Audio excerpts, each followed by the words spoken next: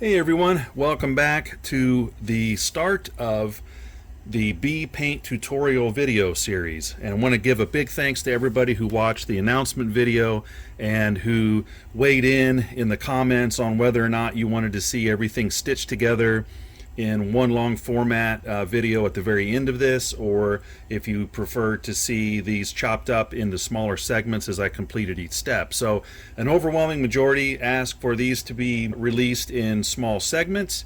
So that's how I'm going to approach this series as we move forward. So with every big step, I'll put out a video, and hopefully you can either follow along that way, or down the line maybe I'll do a long format video with everything stitched together. But in the meantime, so we're going to get started talking about the specs of this body, because that's one thing I didn't do in the original video. I did show the bodies, and I did mention where these came from. These were ordered from Locke Custom Guitars, and first and foremost, just a really big shout out to the level of quality and craftsmanship that you get whenever you order from Locke Custom Guitars. I'm not affiliated in any way. I've just ordered a number of bodies and necks over the years, and every single one of them, the fit and finish, the alignment, everything is always spot on with these, and I've never had a single issue with any of their bodies and necks, and this is definitely no exception. One of the things that you'll notice right away when you unbox one of their products is it feels like it's finished sanded and ready to go straight into wood grain filling or paint, depending on the type of grain you chose or wood species. The roundovers, they do such a good job sanding all of the roundovers, where some kit bodies, some of the lesser expensive kit bodies you'll still see like a witness line where the routing bit cut, and you'll have to sand that smooth, like in the horn area. You'll see milling marks all over the place, but not with Locke Custom Guitars. They're always almost, like I said, finished sanded and ready to go. The only thing I've done ahead of time with these is take some 320 grit and lightly roll over these edges here, anywhere where like the pickup cavity was routed, where the Floyd block cavity was routed. And I'm not talking a lot, we're just talking about breaking that edge just ever so slightly, so that you can kind of prevent paint chips more easily that way. The theory there is that if you just left these all real super sharp going around here, that's going to promote paint chipping, because the edge is so sharp, the corners are so sharp. So I took some 320 grit ahead of time, just went around every single one of these edges, just followed the edge and just made it just ever so slightly more round, and hopefully that'll help promote good paint adhesion right along these routing cavities. Because this is, if you're not familiar with the bee layout, the control cavity kind of has this funky shape. It's unlike the typical modern Charvels now, and it's not recessed. Eddie did not have a cavity cover over the control, over the electronics. It was just hanging out there wide open. And so to make this a replica body, that's what Locke has provided here also. So you're going to get maybe some buckle rash and paint chipping along this area here, just through the course of owning and playing this type of body. So again, like I said, I just took some 320, rounded over like this all the way around, just to kind of knock that sharp edge off from the routing tool. But everything else is pretty much ready to go. This is a Northern Ash body. It has a very deep open grain surface, and so in order for this to turn out correctly, the very first step to paint prep is going to be some type of a grain filler. Now I prefer to use Timbermate. It's pretty available, I'd say readily available, if you have like a Rockler's woodworking store nearby. But I would say by and large most people are just going to go to Amazon and order this stuff here. You can get it colored in different for different wood species. This is just their natural. Since it's going to be painted, it really doesn't matter what color it is, but it's really easy to work with. It's a water-based filler, so you're going to need some type of a like a disposable cup. These work really good. Something you can put a lid on if you want to save the container and reuse it. You can always reconstitute it again here later. But bottom line is, we're going to start with filling the wood grain so that the paint does not sink down into this body. No matter what you do with Northern Ash, if you don't fill the wood grain first, you're going to see that grain popping up sometime down the road in the near future. It's just the way, you know, paint shrinks. It's going to happen. So first step, we're going to get ready for this Timbermate here. We'll mix it up, we'll spread it, we'll let it dry, and we'll get to sanding.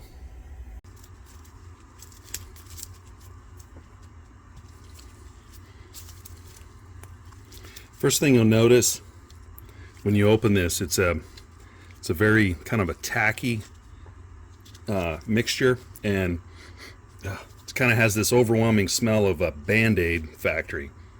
I don't know what that's all about, but it just sort of takes me to that that smell as a kid when you peel off the backing of a Band-Aid. So we're just going to take a little bit here, just probably about a tablespoon of that, get that into the cup here, and you can kind of see how it's just sort of rolling around there.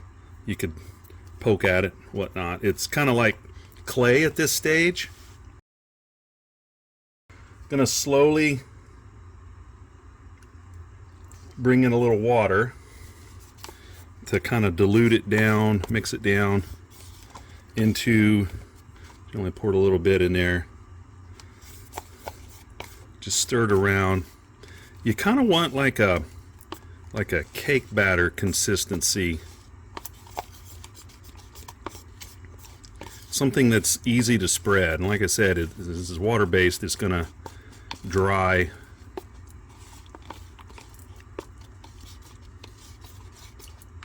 You may have to mix this up several times, or continue to add more to your mixture depending on how much work you have to cover, how much surface you have to cover.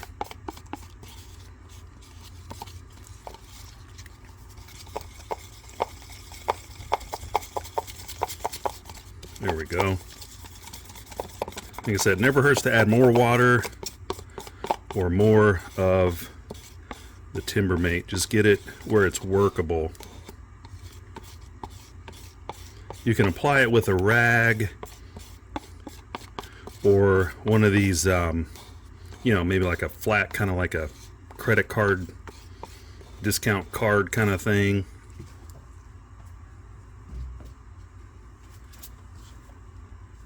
Or like one of these like Bondo spreaders, you know, these little plastic spreaders. Really just depends on the size and the area that you're going to work.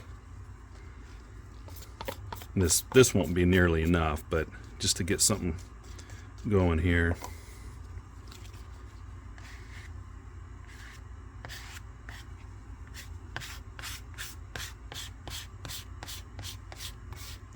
And definitely one coat is not going to be enough.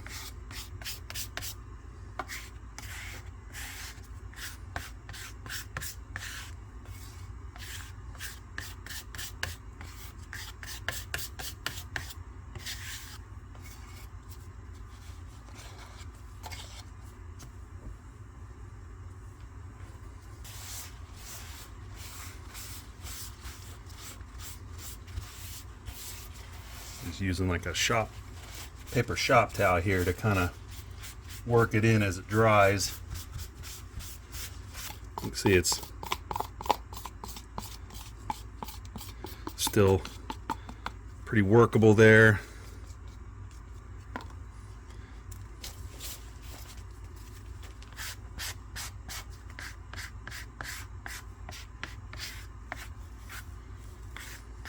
Trying to keep it out of the holes, but once this dries, it's very sandable, so you don't have to worry about that.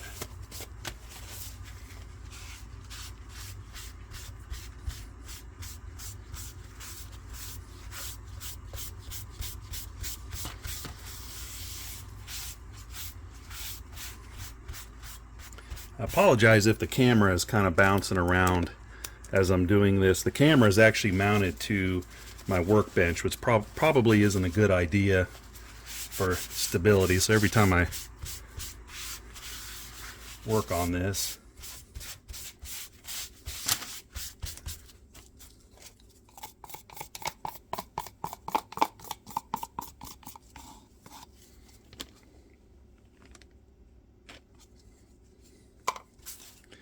you can put as little or as much as you want.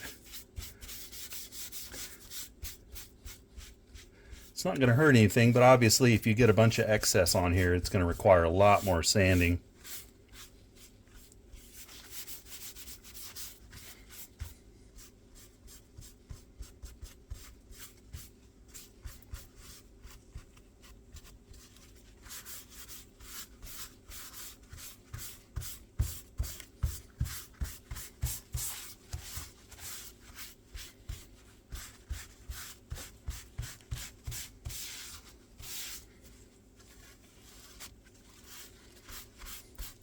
And I'm going in the direction of the grain mostly to help press it down in there.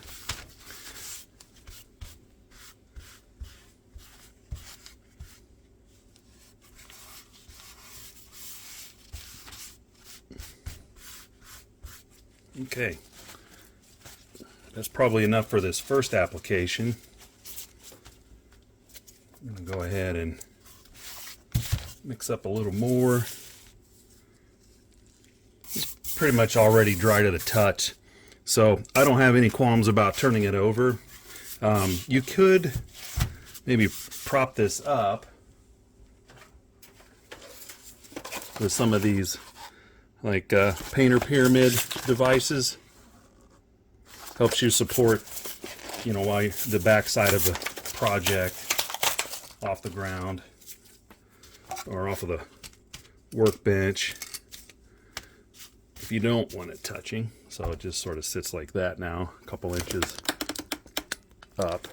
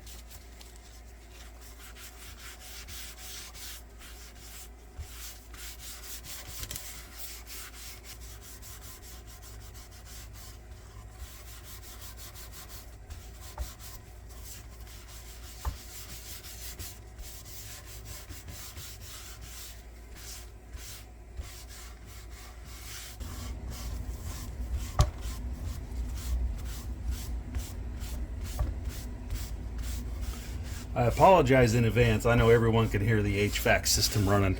I'm actually in the basement, and it's the middle of winter in the Midwest, so yeah, the furnace is running all the time.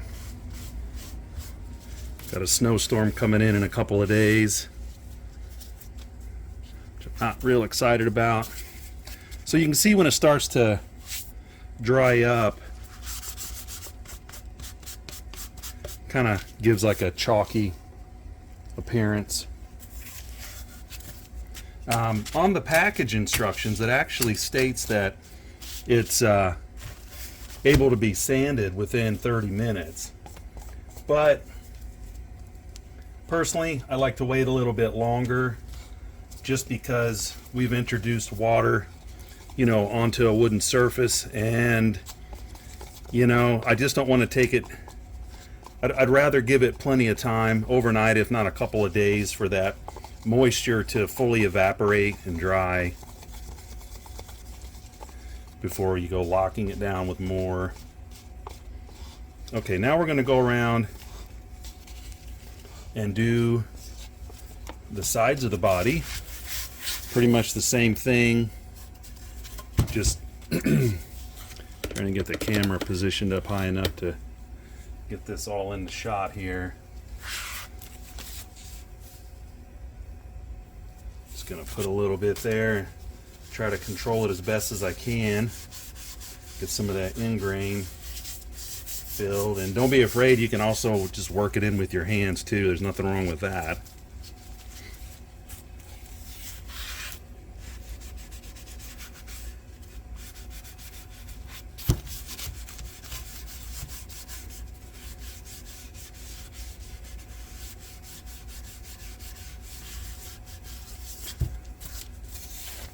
And then if you're wondering what we're going to do next, after all of the multiple coats of this are going to be applied and sanded, we're actually going to lock all this in with a lacquer sanding sealer on top of the filler and try to get all that end grain filled up as best you can.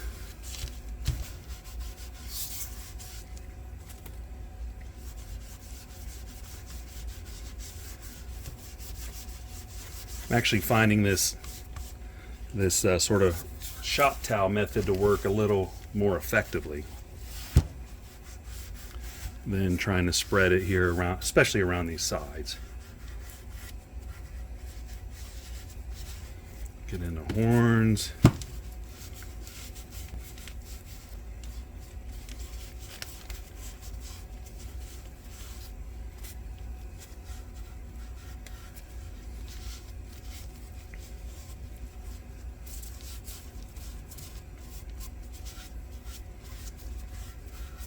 Okay, that's pretty much it. Just walk around, look at it, make sure you're happy with it. I certainly am. Again, it's not critical at this stage. You know, if you missed a spot, we're going to go back over it again. You know, if you have too much, it can all be sanded off. So we're going to go ahead and let this dry for a day or so and come back at it.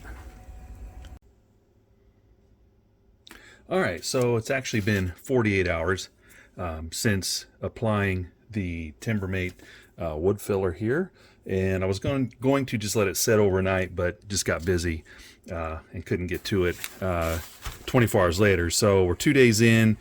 This stuff is obviously completely dry here. I've got some 320 grit here. You're going to want some type of a rigid sanding block. Well, I say rigid, you want something with a good flat surface that'll match up well against that flat body, but something that has maybe just a little bit of give to it. There's all kinds of sanding block devices you can get at the hardware store. And what we're going to do is just work back and forth in the direction of the grain, and it should just kind of start to quickly sand off.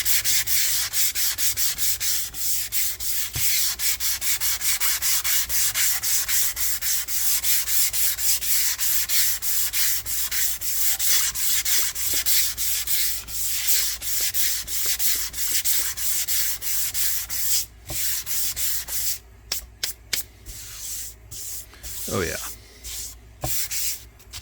You can see it's coming off and leaving the filler down in those deep veins of grain, but everything that is on the level surface is coming right off.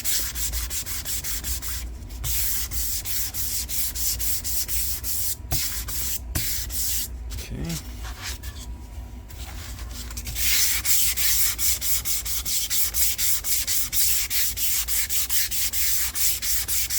And again, this was just one coat.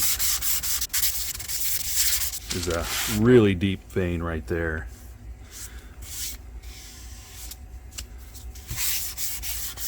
And it actually does not load up the sandpaper.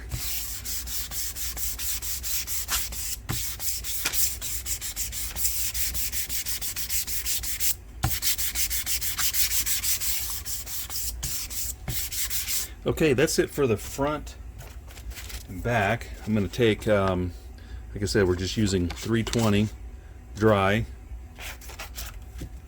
Take a piece here and we'll just go around the edges here and the roundovers.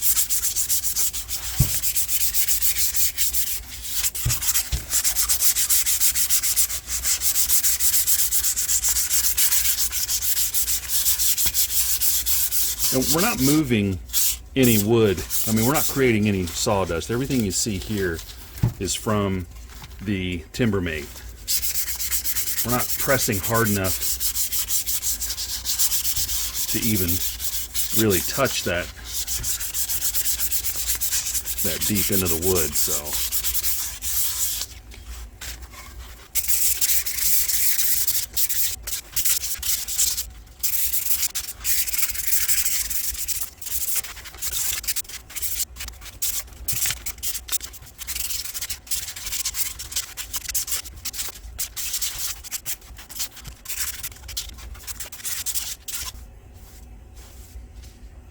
Okay, so that's it. After one coat, you can see the material, the grain filler down inside those deep veins. But we're not done yet. Actually, this picks up all the dust there. I'm going to do a little housekeeping here. I'm going to clean up and make sure that I've got all the Timbermate that's kind of fallen into the cavities there, like right there. I'll go around the sandpaper there, get it cleaned up, and move on to the next step. Alright, so I've got the Timbermate first coat sanded off, and what I'm going to start doing is stacking layers of the lacquer sanding sealer next. And what that's going to do is lock in all that grain filler that we just finished sanding down into the pores and the grain, because that product, the Timbermate, is it's a water-based grain filler, and the logic is if you let the first coat dry and sand it off like we just did, and then go, to apply a second coat right on top of that, well, you're reintroducing water and moisture. So what it could do, hypothetically, is sort of agitate. It'll reconstitute all of that dried grain filler, potentially moving it around. In other words, lifting it back up out of the grain that you just finished filling. So by adding this first coat of the sanding sealer, we're going to lock down all of that water-based grain filler. And then when this dries, we'll sand it the same way and then reapply another coat of the Timbermate grain filler in between, kind of sandwiching it in between the layers of the lacquer sanding sealer. All right. And this does not have to be perfect by any means. This is going to be flat sanded. I've got those little pyramids down there to kind of help hold this up. Although I didn't leave myself a whole lot of work space here.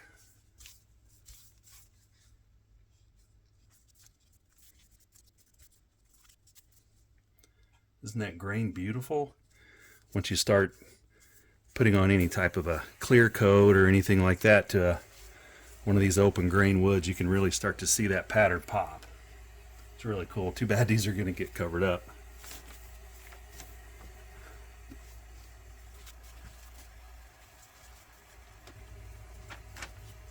Like I said, any runs or drips that occur at this stage can easily be sanded down on the next layer.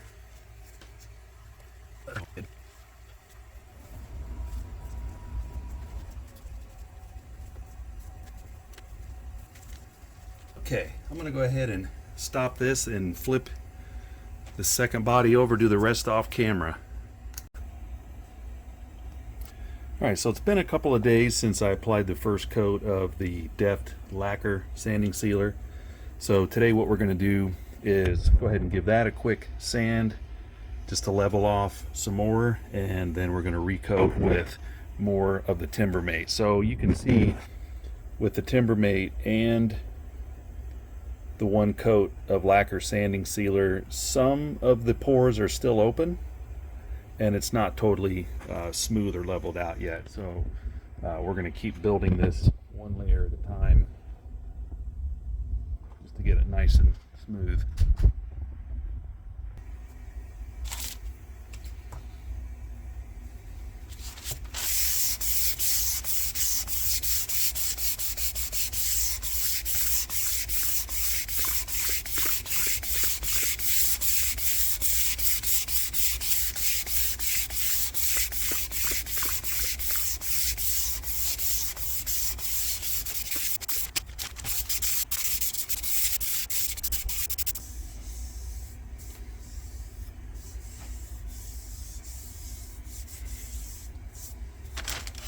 You can already feel a big difference after just sanding this one coat down. Okay.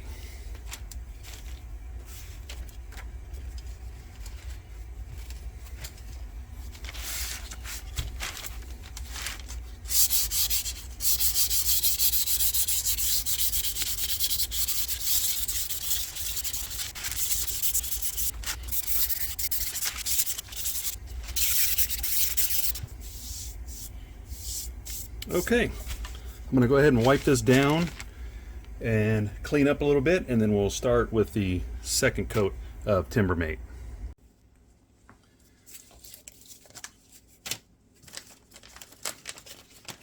Alright, so both bodies have been fully sanded back to 320, cleaned up, and we're going to go ahead and reconstitute some more Timbermate into our cup. The stuff I used the other day is still hanging in there, so we're just going to get an amount, get that in there.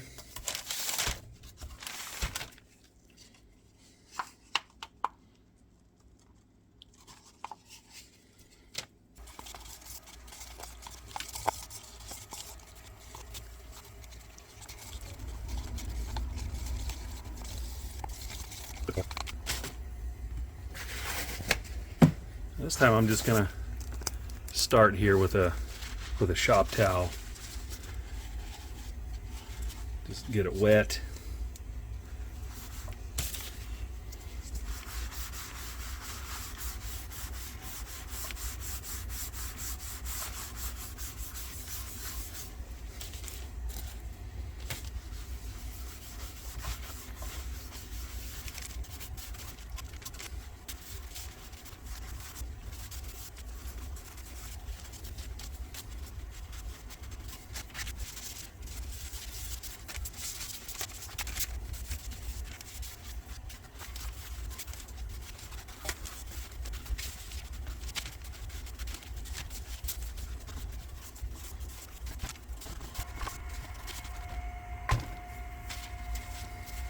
Okay, that should be good for the second coat here. I'm just making sure there's not a ton of excess grain filler on here, because the more of that you leave, obviously the more sanding you got ahead of you. So I'm gonna let that dry a couple days and we'll repeat the process. Alright, so it's been several days since I applied the second coat of the Timbermate, and I'm going to go ahead and continue using the 320 on a sanding block. This time I'm not going to be quite as concerned about following the grain line, since we're already starting to build up a pretty nice coat between the sanding sealer and the Timbermate. So just going to be a light sand to get all the excess Timbermate off.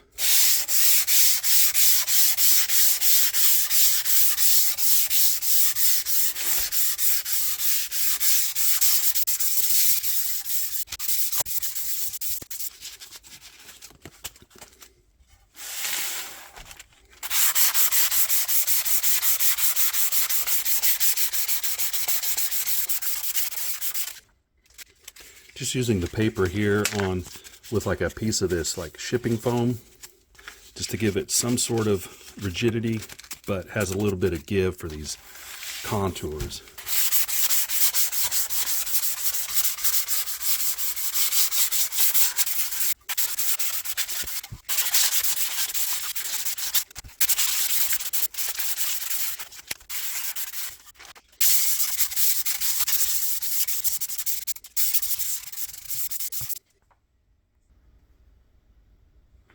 I bring you in here for a little close-up. See how that Timbermate is filling in these deeper veins? It's exactly what you want to see.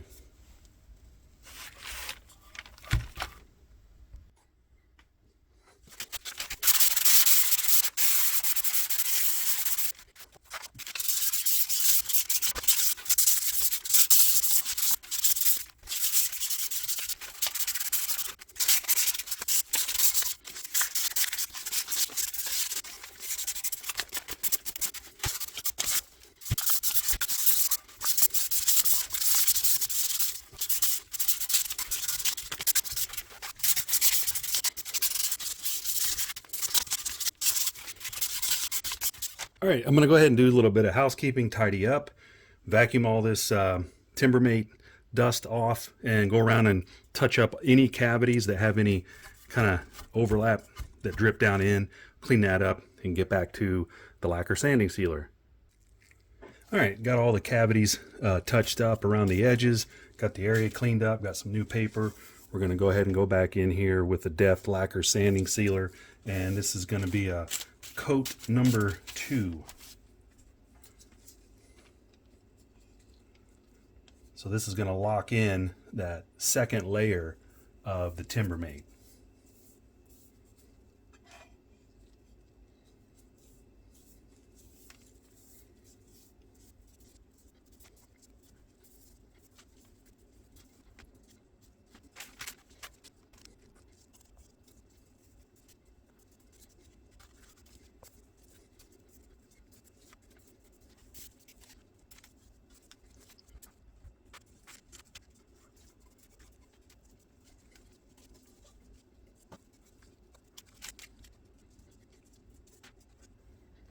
All right, we're going to let this sit and cook off for a few days and sand this.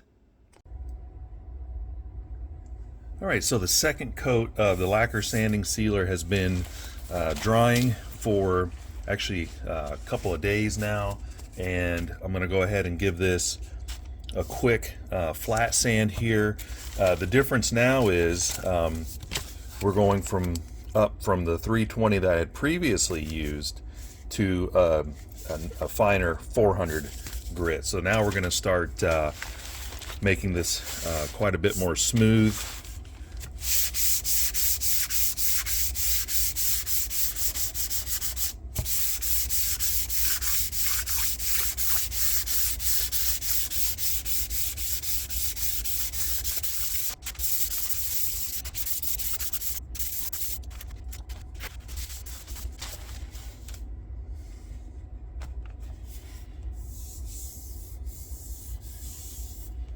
Yeah, now it feels perfectly smooth.